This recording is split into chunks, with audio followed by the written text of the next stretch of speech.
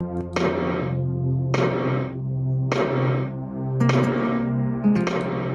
have turned their attention to the West. They are forcibly occupying their land and telling them that they cannot do anything about it. A whole presidency in a country openly and brazenly supporting terrorists. All of you watching and listening all over the world, you know that Miyetti Allah is a terrorist organization. You know that. They have killed. They have said that Benue State is theirs for the taking as a spoil of war. All of you are aware of it. You know what they are doing. Anywhere you have Fulani headsmen, terrorists for that matter, they tell you, oh, they are pastoralists. They are allowed to do their businesses in the forest. All of you are aware of it. But you kept quiet, hoping that somehow Tinubu will emerge as the president, or an Igbo man will come as the president, and your family will start enjoying. But in the meantime, you have no more farmlands, you have no more forests, you have nowhere you can call your own home. The same stupidity exhibited by Hausa peasants that enabled Fulani to take Sokoto from them, that enabled Fulani to take Katsina from them, that enabled Fulani to take even Kanu from them. Every Hausa land is occupied either by a Fulani emir or a Fulani governor. Some of you don't want to reason. You don't ever learn that the main aim of Fulani is to conquer your land and enslave you. Look at Hausa people today. As I wrote yesterday, they are worse than a discarded tissue paper. They are worth nothing. Only their language is what is relevant in their lives. Everything else is lost. All of you are repeating the exact same mistakes that the Hausas made. That is why they are in trouble. And that is why they can never ever come out of it. They are all suffering from what I would an advanced version of the Stockholm Syndrome.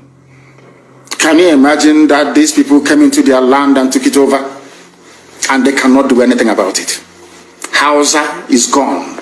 It took Fulani very many years before they came out of their shell to say we are Fulani. Remember before, many years ago, they told you we are Hausa Fulani. We are Hausa Fulani. Because that time, their subjugation of the Hausa race hasn't been completed.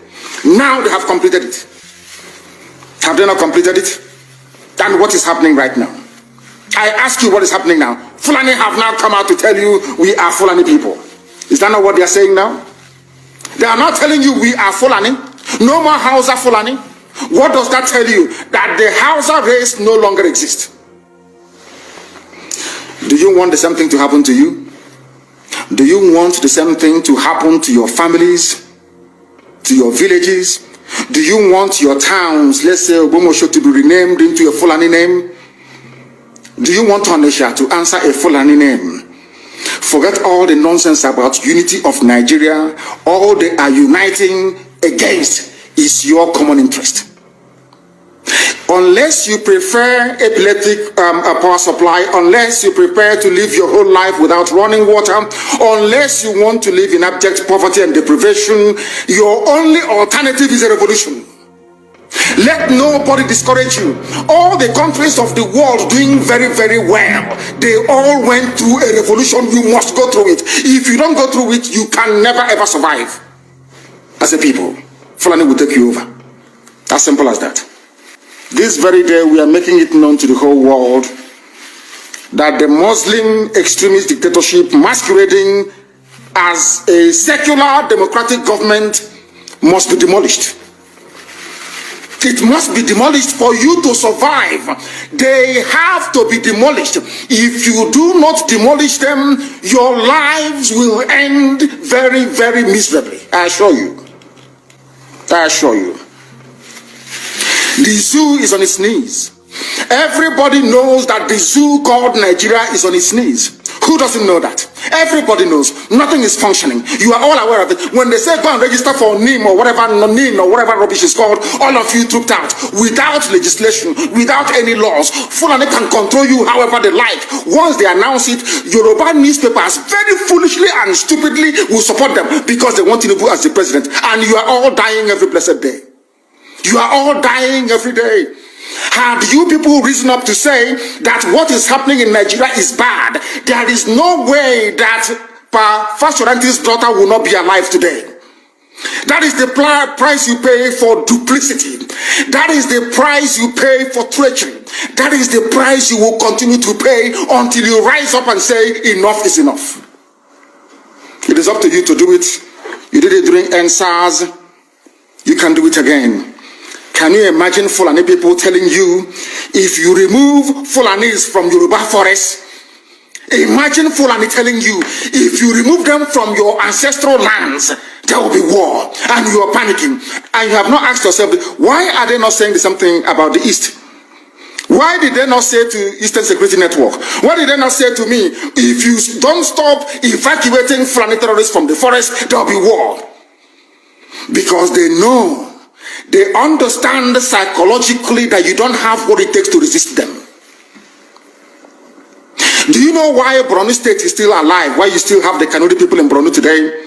Was because they resisted the Fulani centuries ago. You have to go back to history to understand how Nigeria came into existence. Fulani has been expanding from day one, from Senegambia. All the way from Senegambia, they've been expanding, and now they are in Okigwe. All the way from Senegambia, they are now in Okigwe. And you're asking us to somehow fold our hands and keep quiet because of 2023, because one idiot is going to come out to become a president, because of that rubbish, because of that nonsensical notion, we should fold our hands and wait until we are overrun by the Janjaweed from the Sahel. Is that how reasonable people think? Is that how people that wish to survive as a race, is that how they reason? It is very, very shocking that some of you do not understand what the Fulanis have in store for you. Very, very soon it is going to happen. And when it happens, your eyes will clear. And about whom you will see it very clearly. I was warning you. In 2014, 2015, 2016, they said he's a warmonger. He's a warmongering. I went to America and I told World Igbo Congress that this war you are avoiding is going to come to your villages. They said, no, it's not going to happen. What is happening today? When Yoruba was supporting the dead idiot called Buhari, did I not warn them that this evil you're supporting will consume you? They never listened. They never wanted to listen. IPOB is a terrorist group. You're trying to divide Nigeria. But Mietiana is not. People that you are calling bandits, have you heard anybody come out to say, please Buhari, since presidency is there defending terrorists in the forest, why don't you proscribe them?